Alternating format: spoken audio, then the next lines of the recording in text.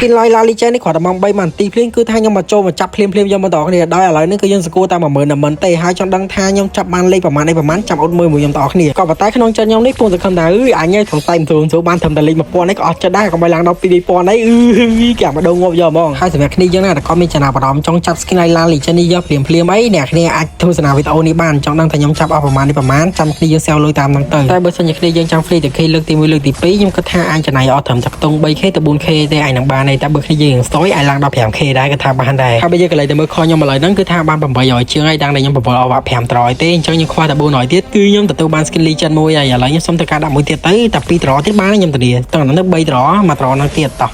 មួយទៀតផ្លោះអូខេបានចិត្តគ្រប់នៅចិត្តគ្រប់ហើយគ្នាយើងតើឥឡូវត្រចឹងក្រោយទៅហើយ1 2 3គ្រប់ឥឡូវទៅដោលឿនទៅភ្លេចខ្លាចកន្លែងនេះបាត់គ្នាយើងអើយខាត់ដល់1000ពេជ្របាត់តកខ្វល់ទៅហើយតោះលេខ1000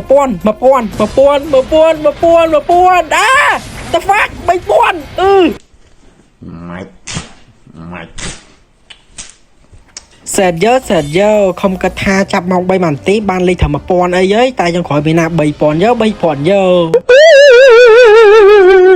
អាសេតរឿងលេខនោះមិនតាន់អស់ចិត្តទេមកសេតអាកន្លែងនេះទីគ្នាយើងមើលអាកន្លែងនេះគេឲ្យចាយតែ50ត្រគឺយើងទទួលបានបានប្រាក់ចូល100ជាងអាខ្វាញនោះគ្នាយើងតែយើងភ្លេចមកក្លែងកន្លែងណៃឆឹងអាឡៃតែសបាយចាប់ពេកតែមិនថ្មីទេខ្ញុំស៊ូខ្ញុំអាចនឹងយកមក skin ទៀតគឺ skin របស់ថាំបូឌីសាតាខ្ញុំអាចនឹងចាំ free skin លើកទី1លើកទី2ទៀតអាចនឹងយកបានមក skin ទៀតហើយអញ្ចឹងវីដេអូខ្ញុំថ្ងៃនេះក៏មានតែប៉ុណ្្នឹងដែរជាចុងក្រោយបើសិនជាគ្នាមានតម្រូវការចង់ដាក់ពេជ្រអ្នកគ្នាអាចធ្វើការមកដាក់ពេជ្រនៅខាង website ចកាពី store ខ្ញុំបានគឺថា website យើងគឺធានាឲ្យមក smooth យកមកអត់មានតាក់ទេថ្ងៃ event គឺថាដាក់ចុះភ្លាមយកហ្មងអរគុណ